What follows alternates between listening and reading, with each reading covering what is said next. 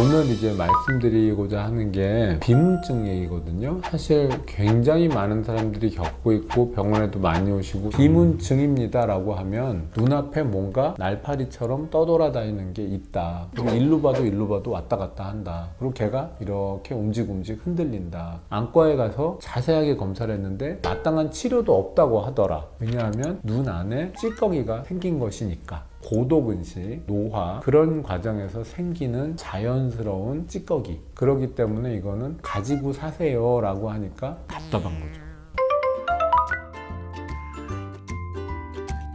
이제 우리가 앞에서부터 봤을 때 이 앞에 이제 투명한 각막이 있고 빛이 들어가서 상이 맺어지는 망막이라는 부분이 있고 망막으로 둘러싸고 있는 말랑말랑한 젤이 들어있거든요. 이게 유리체라고 하는 젤입니다. 그런데 우리 몸에 수분이 줄어들게 되면 이 유리체가 구조가 틀어지면서 쪼그라들기 시작을 하죠. 자, 그럼 쪼그라들면 어떻게 되냐면 유리체도 쫙 달라붙어 있다가 톡 하고 이렇게 뜯어지게 되겠죠. 그 다음에 그냥 이런 데서 또 잡아 뜯어질 때는 거미줄처럼 실처럼 이렇게, 근데 기본적으로 빛이 들어오다가 딱 걸리면 이 뒤에 그림자를 만들게 되겠죠. 그러니까 일종의 그림자가 바로 내 눈앞에 떠다니는 것처럼 보이게 되는 거예요. 그런 비문증이라는 게 생겼을 때 뭘 먼저 해야 되냐, 일단 구석구석 검사를 해야 돼요. 어떤 원인병을 찾아서 그걸 고쳐야 하니까. 근데 그 원인병 중에 제일 나쁜 거는 망막, 아주 중요한 부분이죠. 거기 빵꾸 나는 거예요. 그러니까 그런 망막에 구멍이 나면서 박리 떨어지는 게 생겼으면 얼른 레이저 치료도 필요하면 수술도 해야 되는 거고, 피가 나는 경우도 많이 있을 수 있잖아요. 근데 피가 나는 부위에 앞쪽에 뭔가 있게 되면 이게 층이 딱 져버려 갖고 요렇게 딱 정확하게 수평선 위로만 깜깜해요. 그런 여러 가지 증상들이 있기 때문에 검사를 꼭 해야 돼요.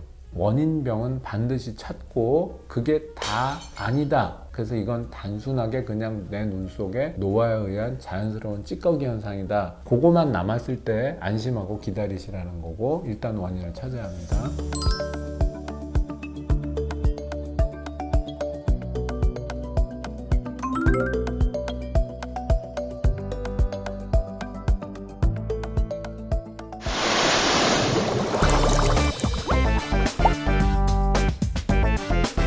지금까지 나와 있는 치료법들을 한번 정리를 해봤습니다. 레이저로 때려서 걔를 깨기도 합니다. 눈의 앞쪽에 떠다니는 찌꺼기가 한 요쯤 있어요. 그리고 꽤 큰데 좀 조각만 내도 괜찮을 것 같다. 그러면 앞쪽에서 레이저를 쏴서 조각을 내줍니다. 이 깊게까지는 못 들어가고 한 요런 데 근처까지는 갈 수 있거든요. 그래서 해봤는데 그것도 약간 특효는 아니에요. 조각이 작아져서 덜 보이는 건 맞는데 한 덩어리가 3개가 됐으니까 그거에 대한 불편도 좀 있긴 있어요.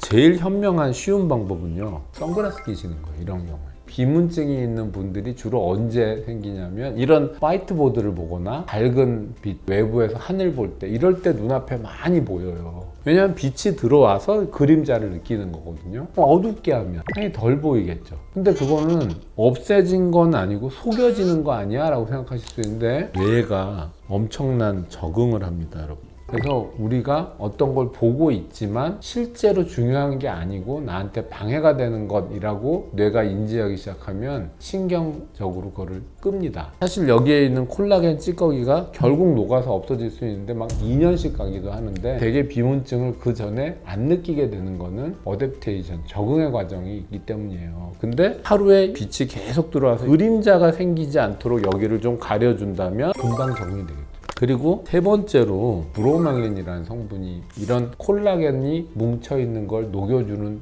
그런 기능이 있어요. 파인애플의 주성분입니다. 어차피 과일을 좋아하시고 드신다면 비문증이 있을 때는 다른 과일보다는 파인애플이 도움이 될 수 있겠죠. 영양제를 또 한 가지 설명을 해드려야 되는데, 징크라고 하는 것, 그리고 라이신이라는 게 있습니다. 콜라겐들의 정렬과 굉장히 관계가 있어요. 그러니까 징크랑 라이신이 들어가 있는 영양제를 먹으면 비문증을 개선하는 데는 도움이 될 것 같아요.